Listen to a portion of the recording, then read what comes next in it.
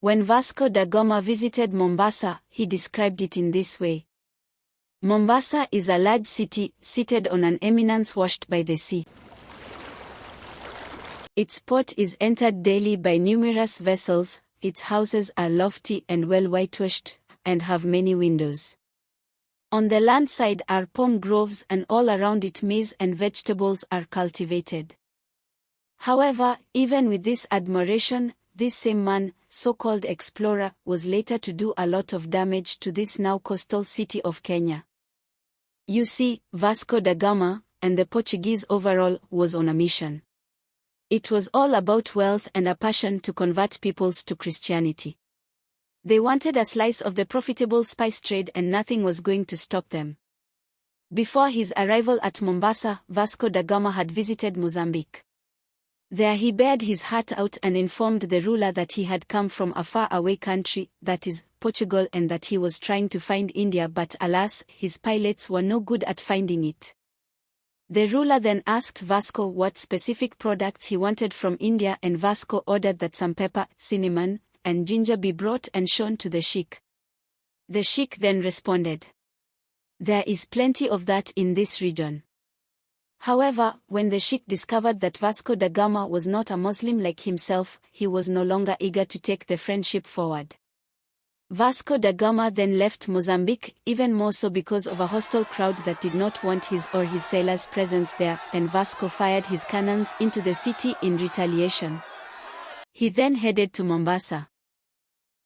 On the way, Vasco and his men looted an armed Arab merchant ships and behaved badly. It was no wonder that when he arrived in Mombasa, his reputation had preceded him.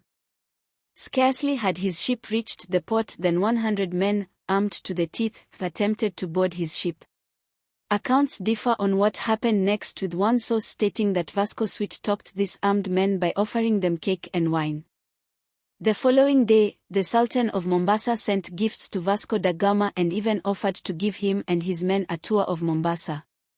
Vasco let 2 of his men do this. As the 2 men walked through the streets, which were really spacious and well built, they saw here and there men lying in irons, who they assumed to be Christians, but they dared not ask. But Vasco da Gama remained suspicious of the Sultan of Mombasa's intent and decided to torture 2 convicts who he had taken by force in Mozambique. He poured hot grease on them for them to reveal information on what was going on. Were they actually in league with the Sultan of Mombasa to destroy him? The men did confess that there was a plan to capture and kill Vasco and his men, and so soon after this, the Portuguese figured it was too much trouble to spend more time in Mombasa and left for Malindi. Vasco continued his pirating ways, and on the way to Malindi, came across a merchant ship which he excitedly robbed of its ivory, as well as gold and silver coins. 2 days later, Vasco had reached Malindi, a town which he had had glowing accounts.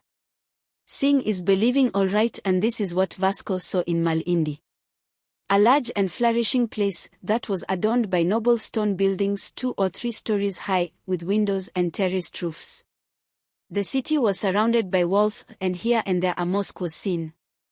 The suburbs of Malindi were beautiful, with groves of graceful palm trees, gardens full of the most brilliant flowers, and orchards of oranges, lemons, and other tropical fruits. Everywhere the grass was of the brightest, richest green. After a short while, Vasco met the Sultan of Malindi, who showered him with gifts and was very friendly to him. At last, thought Vasco, I have found an ally and someone who will take me to India. Not only that, but before a small crowd of people, the Sultan of Malindi promised and swore to always keep peace and friendship with Portugal. One of the reasons he could say this so boldly was because he was a rival of the Sultan of Mombasa. So what were the fruits of this friendship between Vasco and the Sultan of Malindi? The Sultan of Malindi introduced Vasco to an expert sailor who, sources disagree, say could have been an Arab or a Gujarati sailor. Indian legend states that the sailor's ship was 4 times bigger than Vasco da Gama's. Anyway, so Vasco da Gama finally arrived in India and met the ruler of Calicut. Vasco was received very well, however, on presentation of his gifts to the Calicut ruler, relations changed. Where the ruler expected to see gold and silver from Vasco, he only saw sugar, brass vessels, oil and honey. The Calicut ruler immediately ordered Vasco to pay a duty like any other ordinary tradesman. Vasco was terribly annoyed at this and left on August 29, 1498. Ignoring the local knowledge of the local monsoon winds, he and his crew soon got lost, only to find himself later in Malindi, in a horrible state. Half of his crew had died and the rest had scurvy. After recovering in Malindi, Vasco left for Lisbon, Portugal, to a hero's welcome. By now, the Portuguese knew without a doubt of the riches that lay in India and the Swahili coast. The Portuguese left for India once again in 1500 and again in 1502. When they arrived once again in the East African coast in their heavily armed vessels, the Portuguese demanded that the rulers pay huge annual tributes. First with Kilwa, then Mombasa. The Sultan of Mombasa refused to pay tribute to the Portuguese, and because of this, the city was partially destroyed. This was in 1505. The Sultan tried to put up a fight but was overpowered by the Portuguese weapons. The Sultan and most of his survivors escaped into the palm groves. The attack left over 1,000 Mombasa natives dead. In 1528, the Portuguese returned to Mombasa Island with the goal of destroying and robbing the new city that had been erected. Mombasa city was destroyed twice more in the 1580s. Finally, the Portuguese built a huge fortress at Mombasa which they called Fort Jesus. It was built between 1593 and 1596. From the European point of view, Vasco da Gama may be considered a hero. However, looking at this realistically, you might disagree.